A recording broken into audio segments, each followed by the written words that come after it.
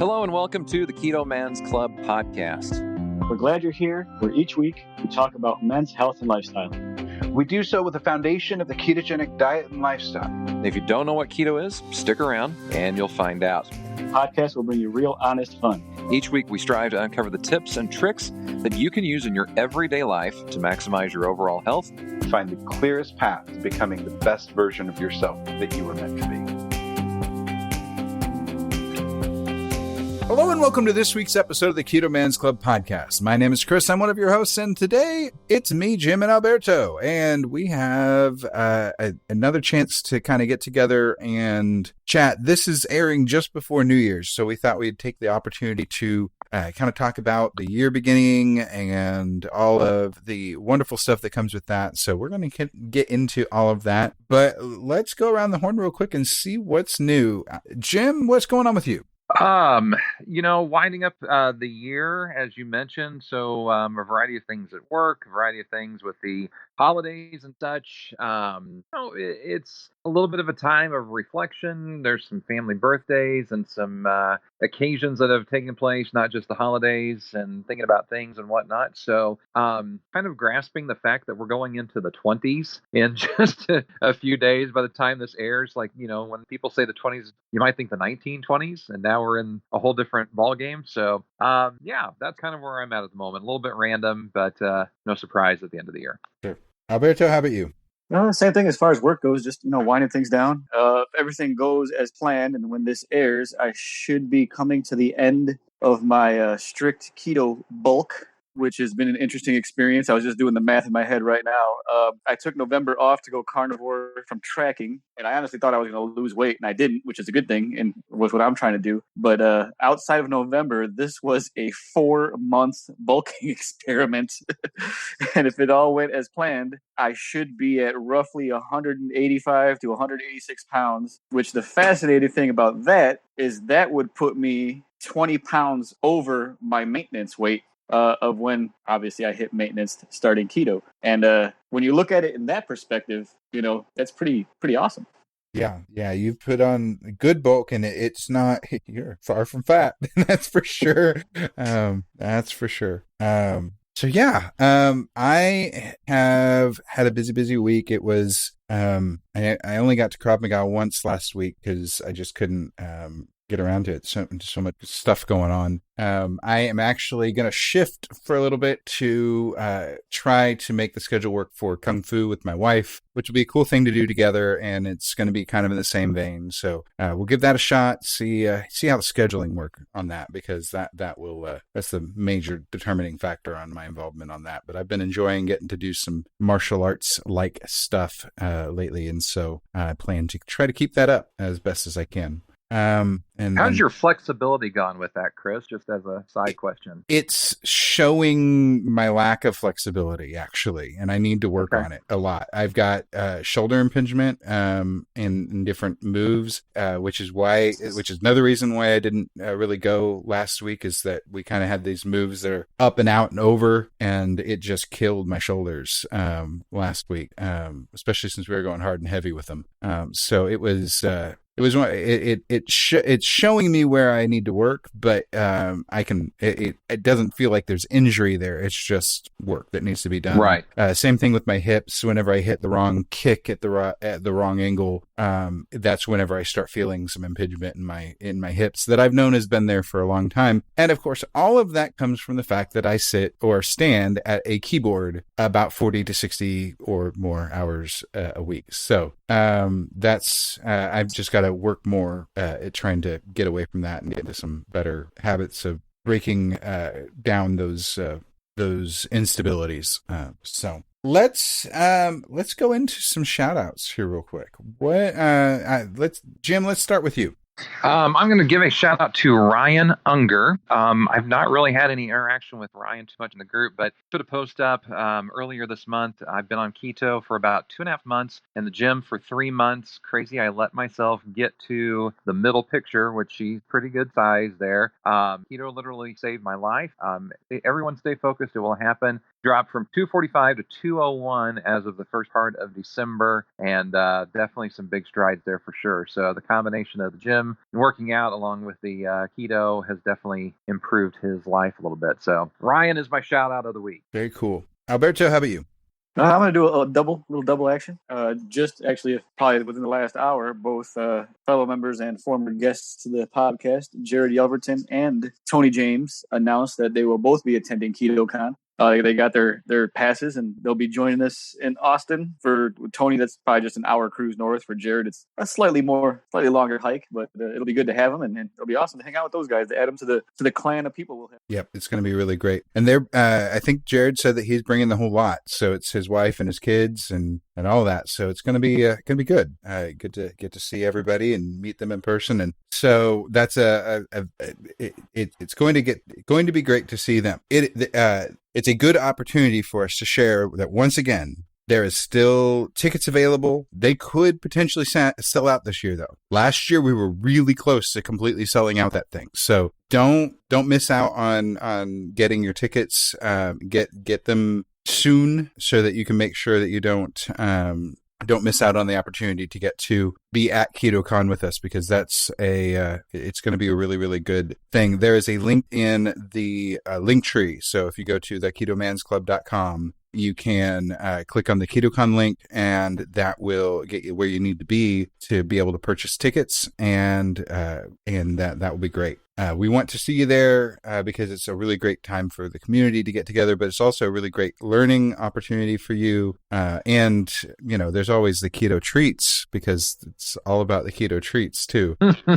Lots and lots of products to try and swag to get. Yes. I'm going to have to show some restraint. I know. Typically, I went all in. Oh, everybody went all in. Like, I knew what I was doing. I'm like, I'm going to go all in and eat all of this. And then, not the greatest feeling 2-3 days later. No. I'll be flying in, so I can only take a limited amount back on the airplane. Yeah. So I'll leave whatever I can for you two guys.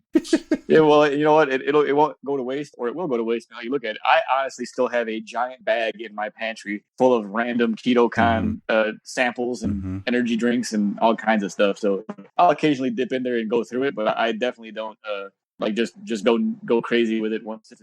Yep. Yeah, it's pretty cool. So I'm going to shout out my personal friend, Wesley Middlebrooks. He has joined the group a couple months ago, and he's been pretty quiet. He posts a little thing here and there every now and again. I don't think he's shared any of his story yet, but he and his wife have been doing keto, and they did carnivore for the month of November. And last I heard, he said they decided they're going to keep with it because they were just feeling great. And so that's really good signs. I'm glad for them. He's lost a good amount of weight. He's active and all of that, so that helps him to get things done that need to be done. And so he's doing good. So good on you, Wesley. Good to have you in the group and all of that. So we want to talk about the beginning of the new year. This, here from the time that we air this, it will be a couple weeks or a couple days away for New Year, and that is synonymous for a lot of people with new starts, resolutions, buckling down, XYZ. I'm not big on resolutions. How about you guys, Jim, Alberto? No, never have been. Yeah. Tell us how you really feel, Jim. I'll just be honest. Yep. No, I'm the same way. I don't like. I really don't even have a really good explanation for it. It just doesn't like I don't have to have things start on like a specific day. I mean, I get the mentality and why it's helpful for some people, but to me, I'm not goal oriented in that manner. Like, to me, I have my goals laid out for the end of the year, but like I'm working on those now, so it's kind of been more of a continuation of what I'm doing and seeing what I can accomplish.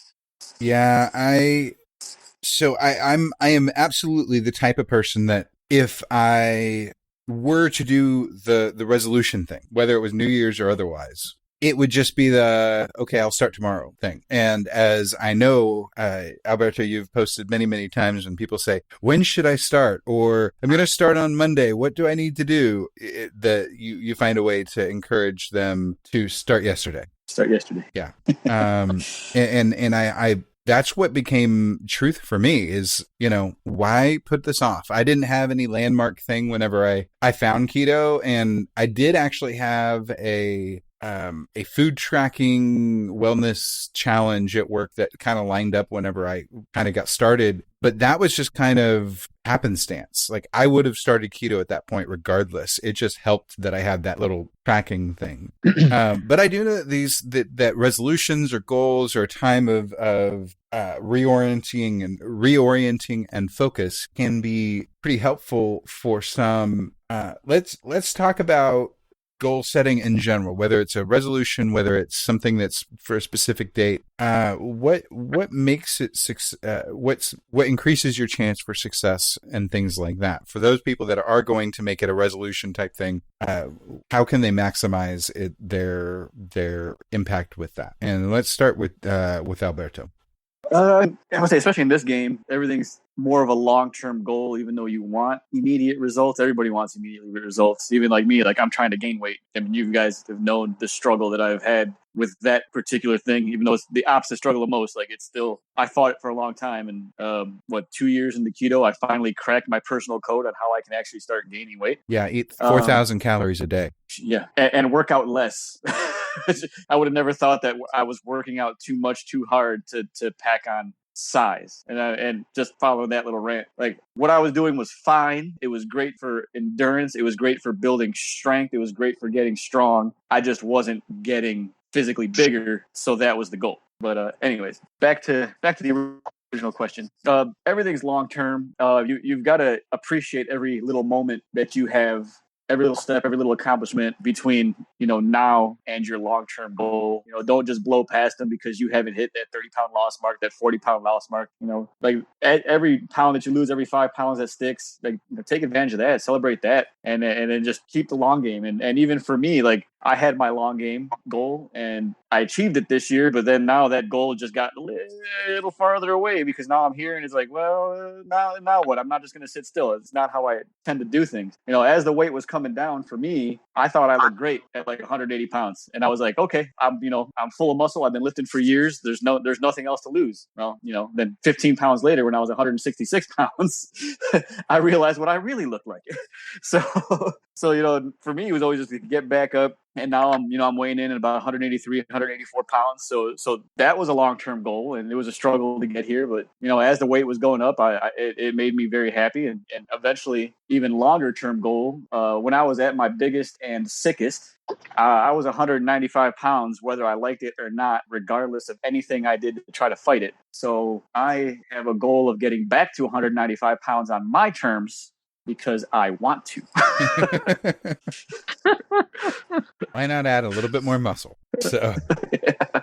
And it might not be possible, but you know what? We're gonna try. Good, Jim. How about you? Your success keys. Well, I think one of the first things is that if you are like many people who feel that January 1st is a new chapter and everything is just going to suddenly work because you're writing a new date on your checks, it's not going to happen just that simply. You're not going to walk into a gym for the first time and suddenly be able to run 5 miles on a treadmill at 9 miles an hour. You're not going to be able to lift 275 pounds over your head, and you're not probably going to be able to do 200 chin-ups just like that. It doesn't mean that it's not within your grasp on down the line, but don't get defeated on January 3rd when you've been there for a day or two and you're not feeling the results, you're not seeing it happen, whatever the case may be, or worse, you've hurt yourself because you aren't used to that kind of thing. So, what we talk about here with the keto way of eating is a food plan. Alberto is a great example. There's many guys that do all kinds of different workouts and everything. So the gym can be part of it, and it's encouraged to be part of it, but it's not all the end all be all with all of this. So I would say, if you're thinking that stepping into that fitness center on January 1st is going to change everything, it's definitely a starting point for sure. But you have to focus on short, mid-range, and long-term goals. The other thing that I would throw out here is you've got to have someone that will help you stay accountable. If you are one who grabs a handful of M&Ms out of the bowl at work when you walk by, you need somebody that's going to, hey, I saw that, and jokingly, but seriously, say you can't do those kinds of things. You need somebody who is going to look out for you, and likewise, somebody that you are going to look out for. So find that accountability partner, find that person who wants to help you all succeed, and take advantage of it. Be sincere about it, be genuine with it. Years ago, I worked for an investment firm, and one of the things that we told our clients over and over again is making savings part of your payment plan. You make a payment for your car, you make a payment for your house or your apartment, you make a payment for your insurance. Why are you not making a payment for your financial future? It's the same thing with this. Make an effort every day, every week, whatever the case may be, to make those steps, because you will see results short, mid-range, and long-term if you stick with a plan. And might I add that is a much better answer than my answer.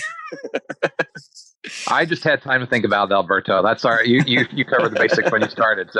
So I'm going to mine's very similar, and I'm totally stealing the idea. Like, this isn't unique to me by any means. For me, it does help to use the SMART acronym for goals. So this is something that I've seen in every corporate environment that I've worked in, is this exact acronym and all of that. And SMART: specific, measurable, assignable, relevant. Assignable is sometimes no, that's measurable. Assignable, relevant, and time-based. And so it's that idea of make it something specific so that you have, instead of just pointing your arrow somewhere in the general direction of, I want to be healthy again. Make it something that you can shoot for specifically. Make it be something that you can track. Make it be something that is measurable in some form or fashion. The scale by itself is a bad one, by the way. Assignable, meaning something that you can actually, like, okay, this is a task that I can do that will help me towards this goal. Relevant, make sure that the goal or the support steps for the goal, they are actually applicable and going to help you reach it, because there's a lot of times where we're out there spinning our wheels trying to get things done, but we're spending a lot of time spinning our wheels on things that we don't need to. And then time-based, make it be something that you have a deadline for.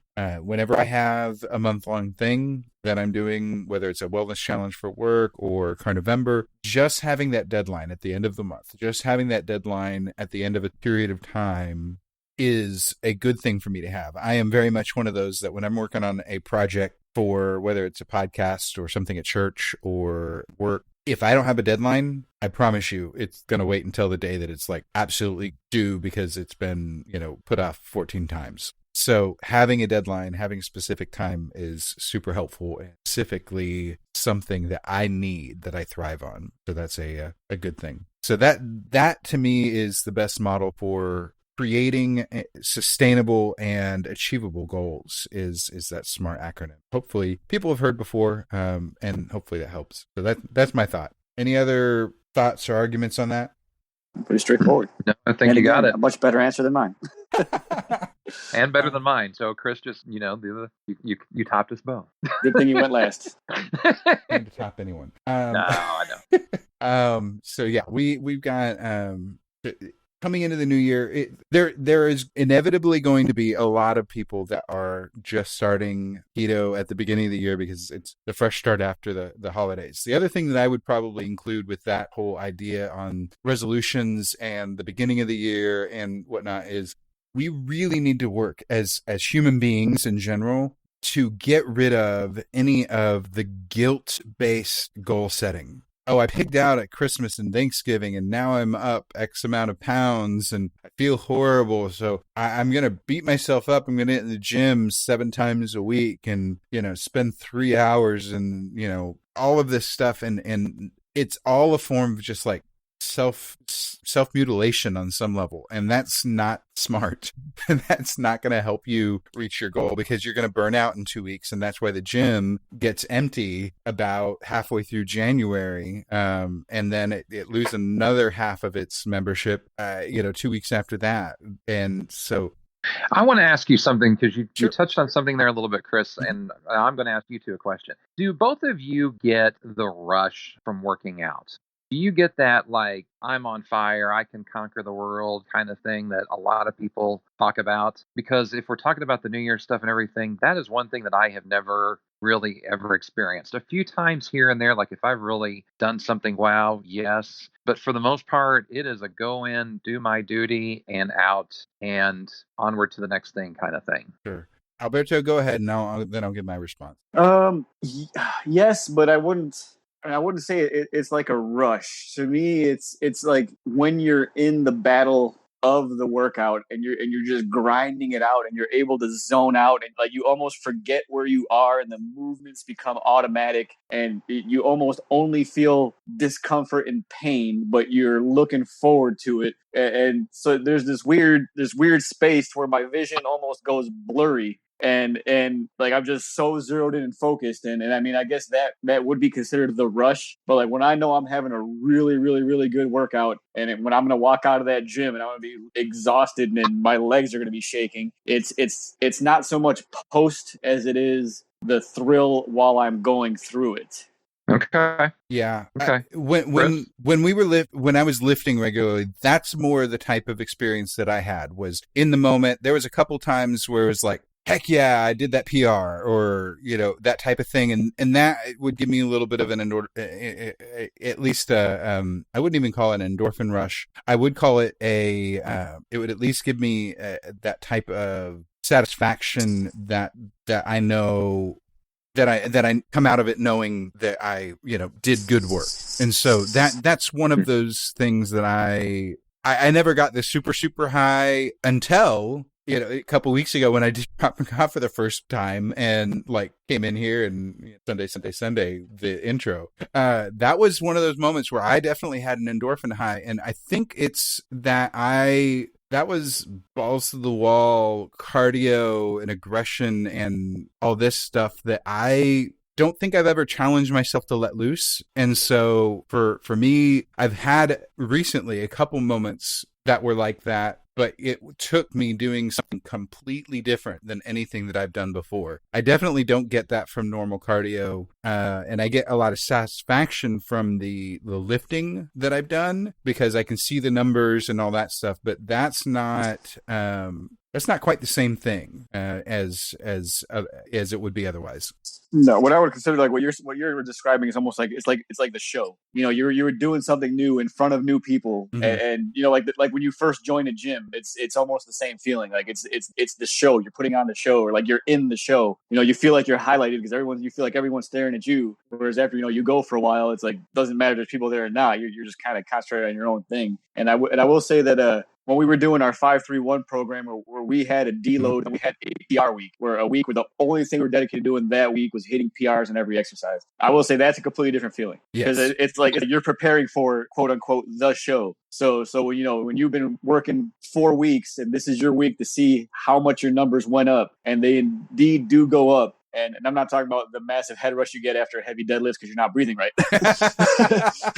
But there's definitely an endorphin rush after you successfully pull off more weight than you've ever moved. And you take a moment to celebrate that because you really don't have a choice because you're about to pass out. But that's a different feeling than the prior 3 weeks where you're just grinding it out to get to that week. Like that week's like your Super Bowl week. Yep, absolutely. That's whenever I had my workout that I did with Robert and Crystal Sykes, and I did that the squats that I did, the 275 or whatever. That was pretty major for me, and so I did get that type of satisfaction, that kind of endorphin rush. And the only reason I didn't keep pushing was I had been lifting just long enough to be able to know, okay, right there's a good place for me to stop. If I push myself any further, I could hurt myself. So I know that Robert and Crystal wouldn't let me hurt myself badly, but you never know on that. So I was very happy with that mark of getting to that point, and so no problem there. It's also good to know the risk versus reward factor. Oh yeah, absolutely. Right. And with physical goals, that's a big deal. Like, so if you are working out in the gym, like I kind of mentioned earlier, it isn't a good idea to go into the gym and try to set, keep the mindset that you have to put in an hour and a half every single day of the week. That's not good for your body. Your body needs time to rest and recuperate, especially if you've never worked out before. Go in, maybe do a little bit of light cardio for 30 or 45 minutes, leave, and do that 3 to 4 times a week.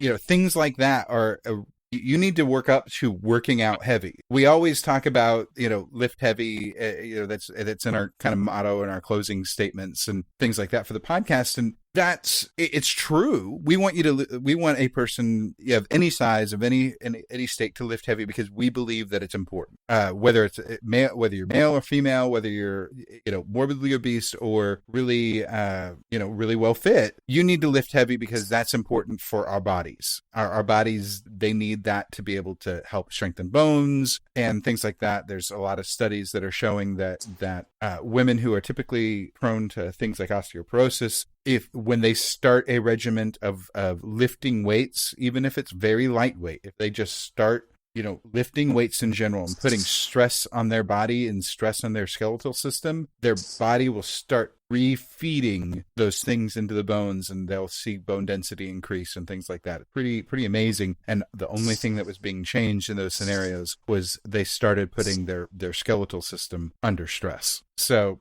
it's important to lift heavy. Just work up to it. Be ready for it. Don't try to do 275 on your first day when you've never squatted before. Yeah. And heavy is relative to the individual. Absolutely. It's only got to be heavy to you.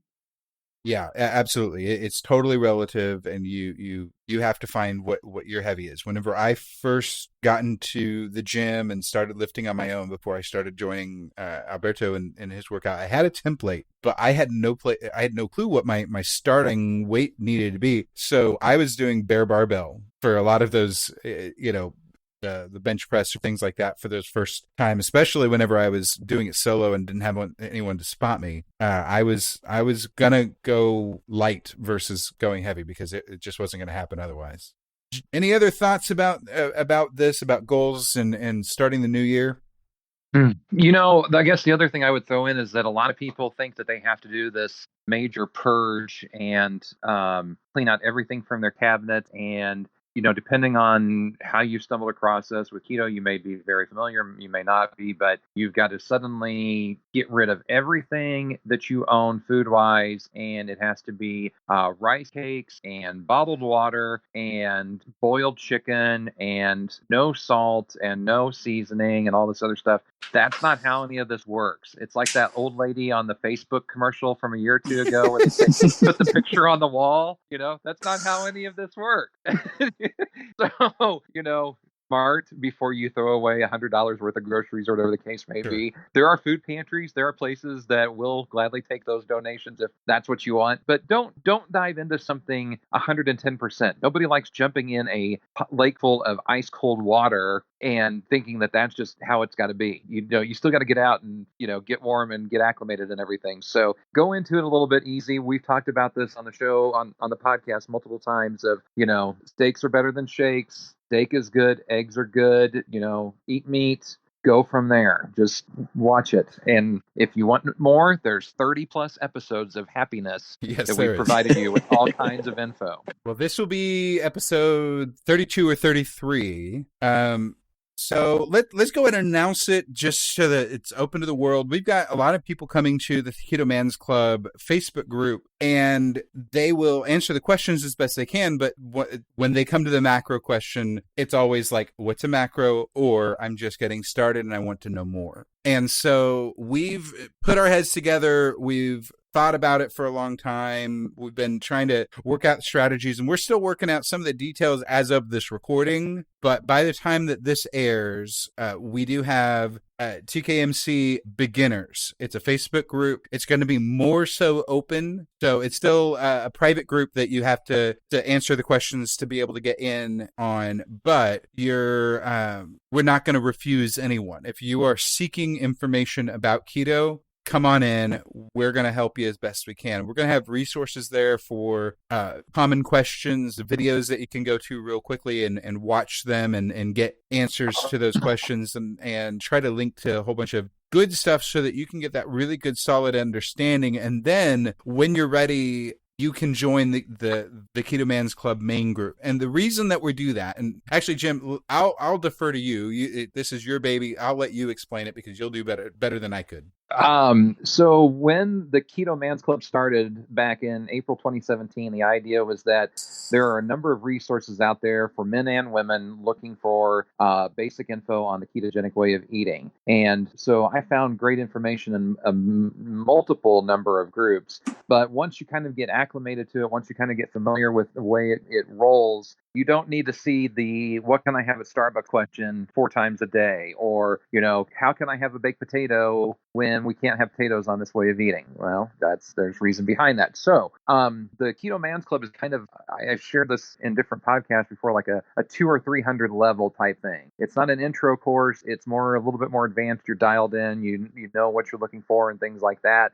So we are going to do this TKMC beginners group that is that 100 level, that is open to men who want to learn more about keto way of eating, get acclimated, as Chris said, of macros, working out, things like that. You're going to see some crossover of members that will be helping to admin the group and so on. And yeah, you just need to be a guy and answer a couple quick questions, just like we do for the big group, and away we go. So start 2020 off. If you are finding us for the first time because you are a guy looking for a way to get healthier, lose weight, whatever the case may be, go check out TKMC Beginners on Facebook. It'll be a group that you can see, but you can't see the content. You answer a couple security questions, and we'll get you in as quickly as possible, and away you go. And then once you find your path and get more acclimated to things and feel comfortable with keto, then you get to graduate to the Keto Man's Club, and honors and benefits come with that. So. Yeah. And one note to our listeners who applied to join the Keto Man's Club that didn't get past it because you were still seeking out some of those beginner stuff. Go ahead and apply to the beginners group. That's really the place that's going to be perfectly suited for you. So go ahead and apply. I feel bad whenever I take one of our applicants and turn them away. I always feel bad about that, but I know it's the right decision for what we're doing, because we're really are trying to create, just like you said, a 301 level group that we can really dive deep with each other into living life in general, but also living life while staying keto. That's an important thing. So that's that's an exciting thing. Again, we're still hammering out some details, and we're going to try to make it work as best as we can. Now, let's be honest here. It's possible that this can crash and burn and we just shut it down. We hope not to. I think that we've got some really great guys that will be able to get in there to help all these beginners, and we'll be able to lift everybody up. But these Facebook groups are a major undertaking, and Jim has done an excellent job of having a core group, a very small core group of admins, keep relative peace in the Keto Man's Club for as long as we have. So that's what we're hoping for as we go forward, even in the beginners group. And so that's exciting stuff all around. Let's see, what else is there?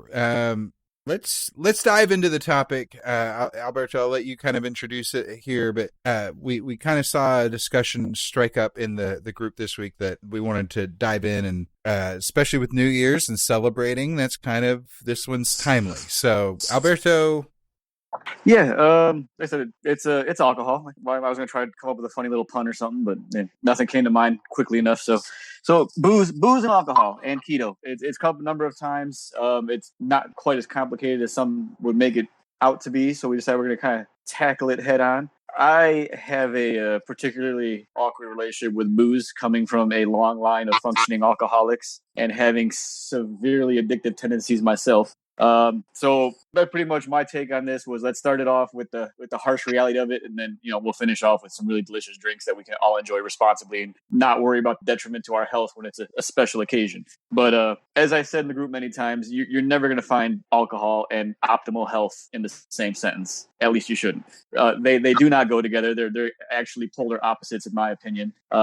I've struggled with alcohol. My dad has struggled with alcohol. Earlier this year, my dad almost checked out due to a long life of really poor decisions. And ever since then, I really haven't drank much. It just don't feel right anymore. And it wasn't that long ago where we had a member who's no longer in the group because he was just very confrontational and liked to swear a lot, and then it got to the point where we had to boot him out. But he called me out on my BS. He said, you're over here, every weekend out there, posting pictures of you drinking booze, and a lot of these guys look up to you. A lot of these guys, you're an influence to these guys, and what are you doing? You're making it seem like drinking every weekend at partying it is the way to do this. And he's like, do you not realize that you do have a responsibility to some of these people? And at the time, me and this guy would argue back and forth all the time. So I had to swallow a big jagged pill because he was 100% correct. And keto for me with alcohol, I don't get hangovers. And I was getting to a point where I would still maintain my workouts and I would still, go to the gym, and our job wasn't a problem. All that was a problem, which was actually worse because it never slowed me down in any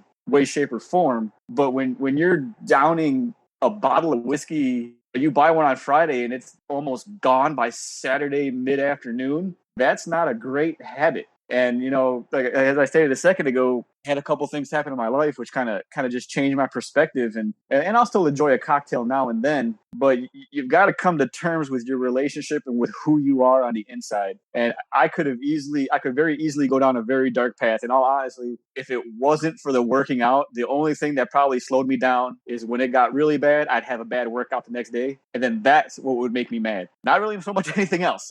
It's just the fact that, like, okay, I should have had a better workout today, but I had one too many cocktails last night. And it just, now it just doesn't, I had to change my relationship with it, and I had to focus more on the positive habits in my life. So yes, I work out a lot. Yes, I talk about training a lot. Yes, I post a lot of videos of me working out and PRs and all the stuff I do. But if I don't attach myself to something positive with a passion, I don't know where that monster is going to come out and what that's going to look like. Yeah, it's well, and there was at least I think there was mainly just that one time that I'm like, yeah, we have a workout at 5:30 in the morning tomorrow. You remember that, right? And you're like, yeah, I'm gonna stop drinking now. And I did. And when I got that text message, I was in pretty poor form. I felt great, but I was in pretty poor form. And you sent that text message and it just hit me. I'm like, what am I doing? And so yeah. Well, you had some water. Yeah, you'd had some complaints during workouts lately that you were feeling like trash or something, and so I was just doing what the gym partner thing's supposed to do, and offering a simple reminder to say, hey, you want to watch it because, and leave the decision to you because you're an adult. You can make your own, you make your own mind up. But it's good to have, as Jim pointed out with the goal setting, accountability. And Jim, what's your thoughts or experience with alcohol? Like Alberto said, variety of family people have had issues with it over the years, and so it really wasn't something that I grew up being around because my parents were both a bit adverse to it. So I worked in a bar in my 20s and early 30s and saw how kind of stupid people can get with it sometimes. So I've never really been one to drink that much or anything like that. All that said, I mean, I don't mean that in like a snobbish way or anything like that. It's just never been my thing, my go-to. Mm-hmm. But by the same token, I also appreciate a nice cocktail after a long week and meeting up with some friends or something. I live in a town with 4 or 5 different craft breweries, so yes, occasionally there is a beer involved, but nothing too wild and rambunctious or whatnot. Mixed drinks here and there, not really a wine guy. So, I think that it's kind of like what Alberto said earlier. I learned at a young age, people do notice you and what you do kind of thing. And so you kind of set an example.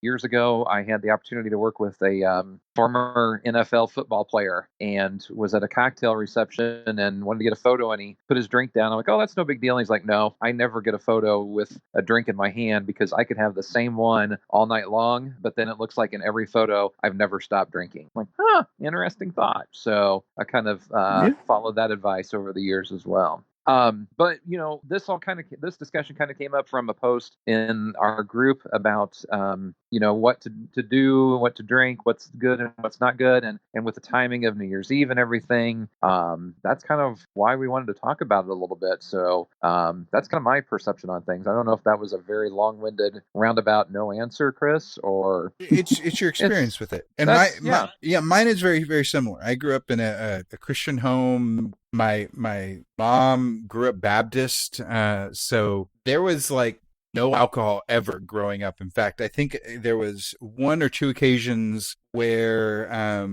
alcohol was ever at any type of event in my childhood, and I was aware that it was there, but it's just nothing that made its presence known in my family's.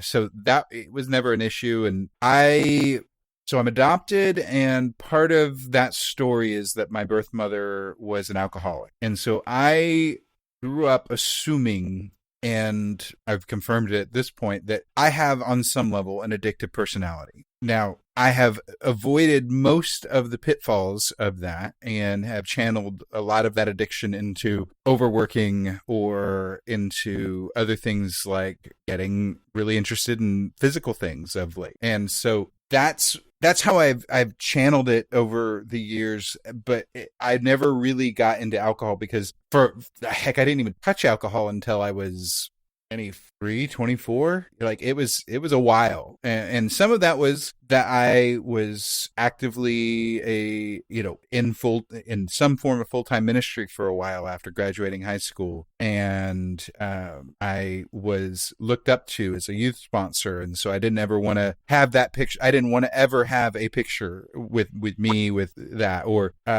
when I did start to drink alcohol a little bit, I was still involved with the youth ministry, but I would make sure that I would never have it in the house if I was having an event over at my house with the youth group members. It just wasn't going to be around. I wasn't going to let there be any chance that they run into it. So, and I started out with the really light stuff like the Mike's Hard Lemonade, and at this point, I've worked up to having a nice cocktail every now and again. Had a Moscow Mule the other day, or actually a Montana Mule. Had bourbon in it. It was good, and I enjoy them occasionally for the relaxation. Sometimes I'll have a glass of wine with my wife, but it's not a big deal.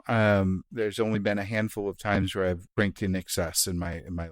They never made me feel good, so at least the after effect never felt good. So I don't aim to recreate those events on any type of basis. So that's kind of my take on alcohol in general, as it pertains to keto. And we talked a little bit about this in the group. Let's talk about the scientific side of that a little bit. As far as fuel goes, people will say if I drink alcohol, even if I do spirits and things like that, will it kick me out of ketosis? Well, no, it won't kick you out of ketosis, because if you stay away from the sugars and whatnot, you're not spiking your insulin. But the alcohols that you're taking in will be an energy form that your body uses first. And so it slows ketosis down. It doesn't really stop it. And so that's kind of the biggest scientific or keto related pitfall that I'm aware of. You guys know of anything else?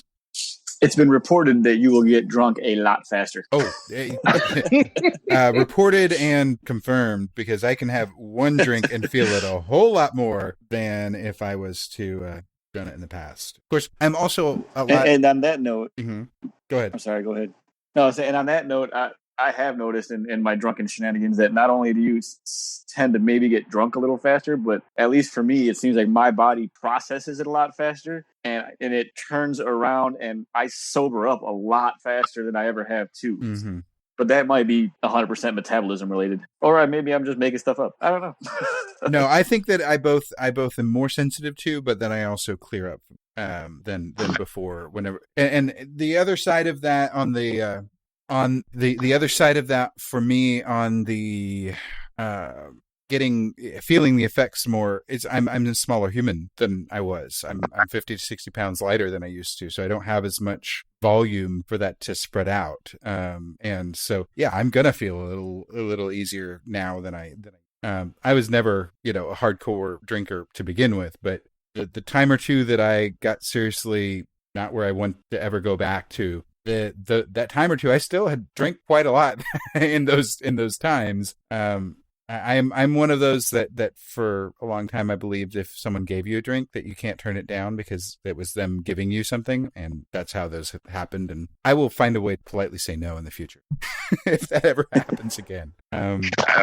So yeah, but yeah, I do think that there is some feeling the effects more quickly, but I do think that we also have the ability to process it more quickly because we're processing it differently. So let's talk about some of the favorites that we do like. Try to do some positivity in this because I do think that alcohol is not something that's on the do not drink list in general, but there are some guidelines that will make it better and will be tasty because, well, who doesn't like tasty things? We drink a lot of water on keto, so having something with some flavor to drink is a good thing. So, Jim, what's a favorite for you? I am slowly developing a taste for some whiskey. Okay. And I know that is there's a whole world out there into the whiskey and bourbon thing, and I am just dipping my toe in a little bit. So there's a couple places locally that have some decent stuff that I've tried. I actually have a friend that lives in Kentucky that there's kind of, I don't even know if I should put this out publicly. There's kind of this like underground trading thing going on like social media and stuff where, these people will say, hey, I got a bottle of this, but I'm looking for a bottle of that. Anybody got it? And all this other stuff like, okay, all right, this is interesting. So I would say whiskey is one to start off with. Definitely if you've got someone who is familiar with different whiskeys and bourbons and such, to take him or her along and get a flight, try what you like, see what works, see what doesn't work. Just like with beer, with wine, whatever the case may be, you're going to have some things you like more than others. So that would be my starting point, I would say. Cool. Alberto? First of all, beer will never have a place in keto since it is pretty much liquid bread. So you just got to get that out there. I mean, everybody's free to do what they want, but it doesn't matter how low carb or low calorie the beer is. Beer is flat out not keto. That and following kind of what Jim was just saying, I'm a big whiskey fanatic. I used to be an even bigger whiskey fanatic, but honestly, for the price, George Dickel 12-year will not steer you wrong. I mean, you're not going to spend, I would say, maybe $25-$30 on a bottle. It's arguably the best whiskey you're going to get for the price without stepping into the $50-$60 range. But I mean, I enjoy it all in its place. I've got recipes for almost everything, and it just kind of depends on the mood I'm in. If it's a hot summer day and I just got off work and I feel like having a cocktail. I've got my quote unquote little keto margarita recipe that is actually quite refreshing, and I'll just share the recipe with you now because it's pretty awesome. Now this is the way I make it, and so basically I'll get a fresh jalapeno, fresh limes, tequila, and then just plain old seltzer soda water, and I'll cut a couple slivers of jalapeno, muddle them in the bottom of a glass, and I'll take those fresh limes and I'll juice them. I got a little tiny juicer, so I get a few ounces of fresh lime juice. So muddle the jalapeno in the bottom of the glass. I'll go 1-to-1 with tequila and fresh squeezed lime juice, so usually about an ounce of each. Fill it with ice, salt on the rim, and then top it off with seltzer water. And you can put a couple drops of liquid stevia in there if you want to sweeten it up a little bit, but it's just a really clean, refreshing. The tequila doesn't overpower the lime, and the jalapeno in there doesn't just adds a little bit to the tail end of that. And it's just a really good drink. You can make a giant batch of it when you have people coming over. Almost no one's ever really turned it down. So that's probably one of my go-tos. Our friends over at the Keto Evangelist have no shortage of recipes. The one that I had posted about a couple weeks ago, and you'd have to go to the ketoevangelistkitchen.com to find it because I'm not going to spew off the whole recipe right here, but a keto version of a Latin favorite, coquito, that's made with rum. I've also made it with whiskey. It's coconut cream and coconut milk, a little bit of vanilla, cinnamon in there, some nutmeg, some sweetener. I use Pyre.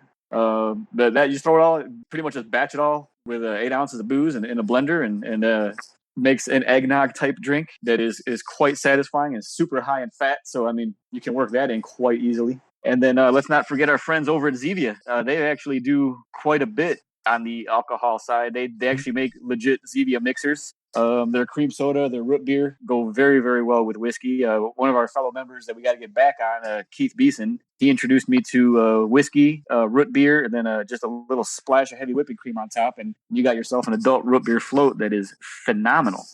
Yep, the Zevia mixers are a really great thing to get familiar flavors without the extra carbs and stuff. So I am, I'm like Jim. I've kind of been slowly but surely getting on the whiskey train, and I'm enjoying it. I'm to the point where I actually have found the type of whiskey that I enjoy is the rye. The rye whiskeys are just something about them, something about their specific type of flavor that I just lot. And so I've been doing some of those. My wife will sometimes make different. The nice thing about it is really it actually simplifies things to do keto alcohol drinks, because usually it's one or two alcoholic components, maybe something like lime, some salsa water or something, and then ice, and then you're done. And and you can order something that's compliant at any bar in the world. The only thing to be careful of is make sure that when you're ordering it, you tell them soda, not saying that wrong. Am I saying that backwards? No, you're right. As long as it's club soda and not tonic water. Yeah, exactly. Because tonic water generally has some type of sugar in it, and that's certainly not something that to take in. I actually my Montana Mule the other night over dinner very likely had its lime juice with simple syrup in it, so it sucked. But I was like, already ordered it. I mean, there's only going to be so much you can do in outings, so it's one of those things. Yeah, well, and I got it because they said they weren't using ginger beer. They were using like fresh ground ginger. And I'm like, okay, this is going to be good. Yeah, that wasn't the issue. The ginger was not where there was an issue. So it is what it is. And so luckily I'd been ketosis long enough that me having one bad night is not a big deal. So that's kind of my 2 cents on alcoholic drinks and while on keto. And I'm very definitely not the type that wants to encourage addictive behaviors. So if you are type that can find yourself in an addictive situation, if you have to, just abstain. There's nothing that says that you have to take it in. And if in that same vein, if you're at a Keto Men's Club event of some sort, and all the people around you are drinking, don't worry about it. Get some club soda, sparkling water, whatever. Get a lime in it, to make it look like you got something. Nobody's going to care, really. Yeah. No, nobody's going to care. No, honestly, following that what you were just said about when we were at KetoCon last year, it was actually, I mean, it was kind of a revelation to me. Like, that was probably the first time in a long time I've ever just hung out, had a good time, and nobody was drinking. Like, nobody the whole weekend was drinking at all. And to me, it was always, my whole life has been synonymous. Hang out with friends, drink booze. Hang out with friends, drink booze. And then, that weekend, it was strictly about the hanging out and the talking, and we had a cigar, but there was no booze the entire weekend. And it was probably arguably one of the best weekends of my life. It was fantastic. Yeah, absolutely. And so, yeah, it's not a prerequisite by any means. I think there's a lot of unhealthy ties that people find to things like alcohol because of whatever, they attach to it for whatever reason. So definitely something that is good to talk about, to discuss what our options are, but it's very definitely not a prerequisite. You don't have to do it. And so if you need to stay away, just stay away. It's not a big deal. What cocktails, we talked about like liquor, but beer's out, as Alberto mentioned. So cocktail wise, are there 2, 3, anything that you guys recommend that you would say, like, I thought you'd never whiskey on the ask. rocks is good? All right, gather around, kids. Alberto's going to tell a story. I mean, it really depends on what you want. And okay, this is real talk. Okay, diet sodas will be a better option than your sugar-filled regular sodas. Not ideal, but it's going to happen. I don't drink diet sodas. I think they taste terrible, but it's a thing. And along that realm, Coke Zero is a gray area. You can. I on rare occasion will drink a Coke Zero. And if I want a whiskey and Coke, it's a whiskey and Coke Zero. If I want a rum and Coke, it's a rum and Coke Zero. Not 100% the cleanest, but if I'm going to be drinking booze, you kind of you make the best decision you can under the circumstances. And as rarely as I drink, I don't think twice about it. But yeah, you can make your cocktails with your Coke Zero, rum and Coke Zero with a squeeze of lime to make yourself a little Cuba Libre. Is quite refreshing. Everybody who likes whiskey and Cokes, same thing there. That's about as far as I go into the sodas. I really don't do a whole lot with diet sodas. I'm sure there's options out there too. I just don't. That's not where I drink. Fair enough. Yep. Chris, anything for you? So I'm pretty simple in that regard. I do for me, if I'm not wanting, I've gotten to the point where I'm just doing like whiskey on the rocks whenever I go out, and so I don't even add the soda. But usually, historically speaking, my go-to has been some type of alcohol, lime soda on the rocks, and just kind of depends on what I'm interested in. Sometimes it's vodka, sometimes it's whiskey. But yeah, I've kind of gotten to simplicity in that regard. Enjoy that just as much. I think I do, probably more pre-keto than now. A good margarita is good, so Alberto's recipe would be a good one to go with. Yeah, I guess I probably just don't have enough experience because I really am not a huge drinker. Yeah, you gotta think, even with keto in general, like you seriously oversimplify your way of eating, and the same seems to go for the booze too. Like when I go out for barbecue, I mean, I'm not a fan of sauce to begin with, but you out here, like, you want to try the sauce? I'm like, no, I want to taste the craft. I don't want to taste the stuff you put on top of the craft. Like, so same thing goes when I drink booze. If I drink whiskey, like I might drop an ice cube in there, but like at first I really really want to taste the whiskey. And as we were saying earlier, like Zevia actually has all their everything Zevia makes is 100% keto friendly. It's stevia sweetened, and I know they have ginger beer. I know they have tonic water. Their sodas, I mean, to me, their cola does not taste like a cola, and it's clear, which just mentally throws me off.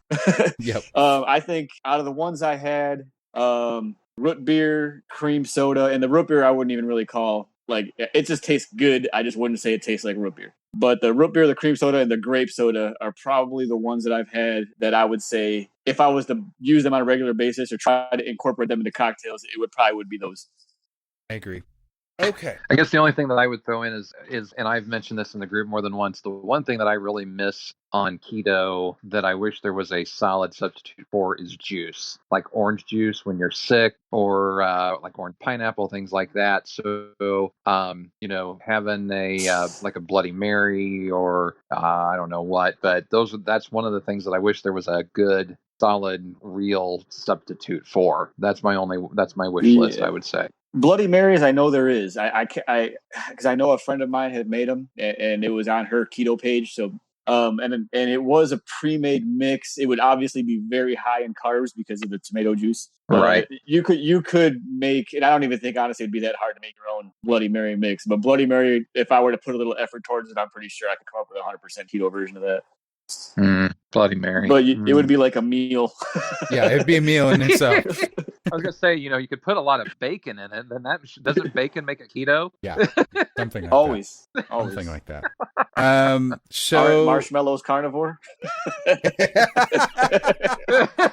Yeah. There's a discussion in a Instagram group chat about just that. We're gonna invite you to the beginners club. Like, get from my shenanigans. There you go. So do we want to talk about swag? Well, I think we have to now. Yeah. I was going to say, man. I think we will have had enough time. I just need to set up the online store. So at this point, there's really not much. We're putting the pressure on you then. Yeah, pretty much. Okay, so we have found a local printing company, t-shirt printing company here in the Austin area that's going to help us with the printing on this. So we can do relatively small batches, but we are going to do some pre-sales. And so I'm going to get that posted on my website. You'll be able to go on and pre-order your shirt. And then we don't know exactly what the delivery time. Did we say 4 to 6 weeks probably? That's what we're thinking, but it would be 4 to 6 weeks after the pre-sale closes. Yes, after the pre-sale closes. So we will have a set period of time that is our pre-sale. We'll probably, seeing that this is airing at the very tail end of the year, let's say like the first, 10 days of the year. So January 1st to the 10th is probably what I'll aim for. It's going to be one type of t-shirt. Did we say black with white text? Or Yeah, I think when you put that poll out there, I think black. Well, it was just color of T-shirt, but I think black with white text is the shirt's going to be black regardless of what we end up doing with the font. May vary a little bit, but more than likely it's going to be black and white. Yeah. So that's kind of, and it's going to be our logo that hopefully you've noticed on our podcasts. It's kind of we finally landed on a logo that we liked. It's very simple, very clean. It's just text, so it's nothing fancy. But we've got that, and so it's going to be that on the front of the shirt. As we move on down the line, as these are successful, we'll kind of roll what profits there are back into doing more of these. But there are some costs associated. Did we decide on a cost? My only thing is $789. And they'll come with a free autograph and a steak. Uh-huh. No, just because I don't like to spend money on anything. My only caveat is if we were going to make this happen, I really wanted the shirts to be right around the $20 mark. Yeah. So that's what we're aiming for. We think this guy's going to be able to work with us. Again, like he said, local guy. I met him at the gym. He does his own T-shirts. I actually bought 2 of his T-shirts just so I could see him up close and personal, and see what his quality was. And I was actually quite impressed. So I talked to him about getting these going, and he's a real small, out of his house deal. So he said he can handle any number. He's good with the pre-sales, and he's good with any size. So different categories, we have everyone. I'm a medium. There's not very many people who wear size medium, and I know we got guys that are up into 3-4 XLs, and we want to accommodate everyone. So there's going to be a little juggling involved. He said he'll do his best to work with us and to make sure that everybody's happy. And I want it to be successful because it gets our name out there, gets the club out there. Anything we make off this is going to get rolled right back into the podcast. We're going to help a dude who's local, and it overall it's just a win-win. He's a hell of a nice guy, and he's definitely going out of his way to accommodate us. So I'm hoping it just all works out. But let me throw one thing in. Local doesn't mean that you have to be in Texas to get these shirts. No, not at all. We will ship anywhere. Yes. So just keep that in mind as you're listening. Alberto and Chris know this guy and have made all the arrangements and everything. But if you're like me in Indiana, or you're listening from Canada, or whatever the case may be, we hope that everybody who is listening anywhere in the world, because we've got listeners all over the world, will be able to get one of these shirts if they're interested.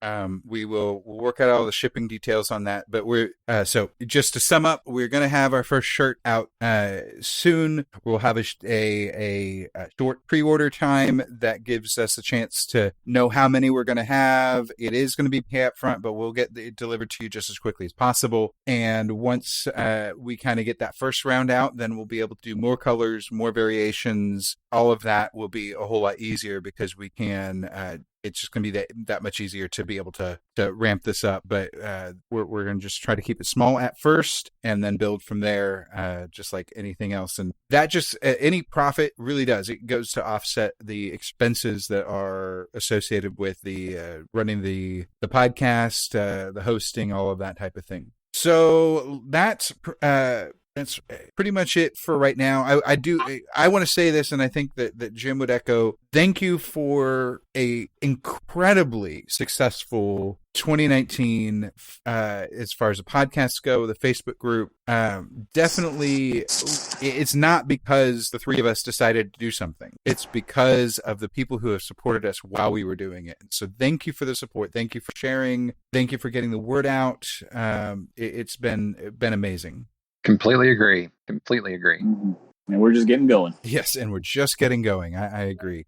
So that's going to be 2020 is just going to be better, bigger. We'll have to talk about we haven't even talked about goal setting for the group or the podcast for 2020 yet. So we will have our own goals to set at some point. But we're making good strides into some of the ones that we've had for this year, and so we're excited to see those growing options place. Let's go around the horn real quick with socials and how people can share, and then we'll go from there. Jim, how about you start us out? Find me on Facebook in the group, the Keto Man's Club, or on Instagram, Jim Inman Jr. Very good. Alberto? Same thing goes for the group on Instagram at the Keto Cholo. Yep. I am in the group as well, of course, and you can get me on Instagram at DuckmanKeto. You can get the podcast at Keto Man's Club Podcast, and you can email us if you have a question, comment, concern, whatever it may be.